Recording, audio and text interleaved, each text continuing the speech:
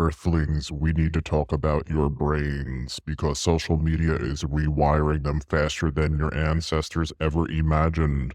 Once upon a time, human attention spans were goldfish level, and then TikTok came along and said, hold my 10-second video. Social media isn't just a tool anymore, it's an environment, a digital ecosystem that's changing the way you think, interact, and even feel.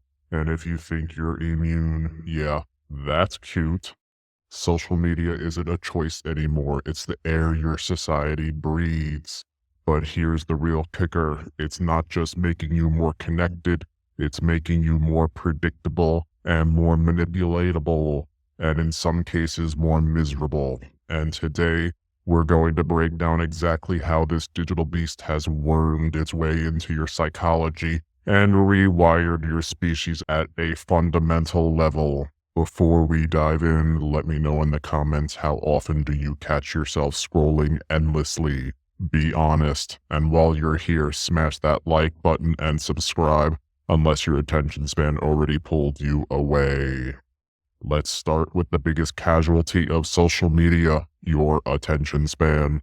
Back in the prehistoric days, let's say the 90s, humans could sit through a 2-hour movie without checking their phone. Insane, right? Fast forward to now, and people can barely watch a 15-second TikTok without swiping to the next one. Studies show that the average attention span has dropped to 8.25 seconds. That's less than a goldfish. Yeah, your little aquarium buddy is out here focusing longer than you can. And this isn't by accident. Social media platforms are designed to hijack your brain's reward system. Every swipe, every like, every notification, it's all engineered to keep you on the app for as long as possible. Think about it. TikTok, Instagram Reels, YouTube Shorts, why do they all look the same? Because they're optimized for dopamine hits, short bursts of pleasure that make you crave more. You don't even realize it, but every time you open an app, you're pulling the lever on a slot machine. Will you get a funny video, a satisfying life hack, a comment that makes you rage? You don't know. But the uncertainty is what makes you addicted, and this addiction comes at a cost. Alright, let's talk about narcissism, because social media has turned self-obsession into full-blown industry. Before Instagram, before selfies, before filters, back when people actually looked like themselves. Now, the entire economy of social media runs on vanity metrics, likes, comments, followers, retweets. Your self-worth is now quantifiable. You're literally rated on how desirable, witty, or clout-worthy you are. The result? A generation that's more insecure than ever. You see someone post a picture of their perfect vacation, you feel like your life is boring. You see someone post a gym selfie, you feel out of shape.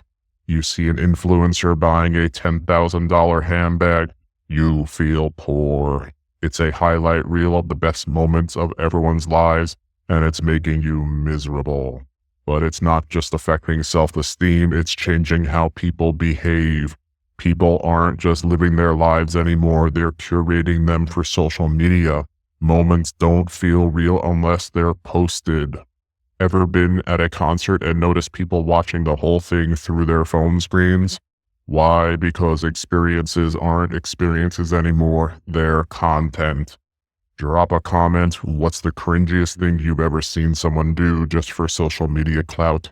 Bonus points if it's worse than filming a staged random act of kindness. Let's talk about one of the social media's most powerful tools, rage. If you think the internet is angrier than ever, you're not imagining it. Social media companies profit from your outrage. Here's how it works. Anger equals engagement. Engagement equals more time on the app. More time on the app equals more money for the company. The algorithms don't care about facts, truth, or nuance. They care about keeping you emotionally invested. That's why you see so many rage-inducing headlines, controversial takes, and dumpster fire comment sections. The world isn't actually more divided than before, it just feels that way because of how information is fed to you. Ever notice how every issue turns into a battle between two extreme sides? That's not a coincidence. It's by design.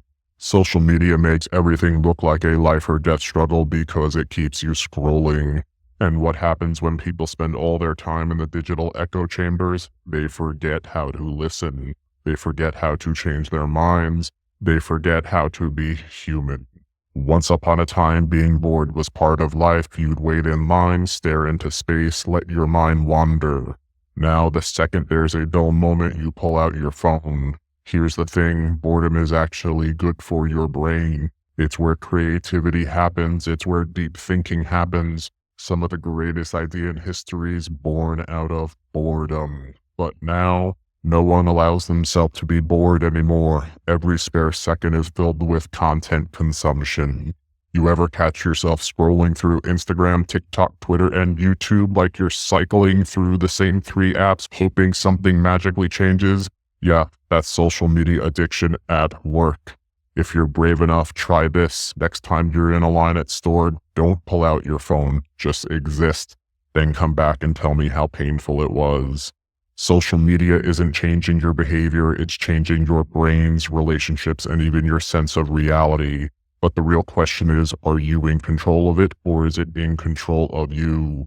If this video made you rethink your scrolling habits, hit the like button so I know I'm not just screaming into the void. And if you're new here, subscribe because we've got a lot more digital chaos to dissect. From aboard my ship, the Big D, hovering above Earth, I am the last of the Digestibles. From a planet far away, destroyed by misinformation and chaos, my mission to dissect the noise of media, entertainment, and social platforms, bringing clarity before it's too late.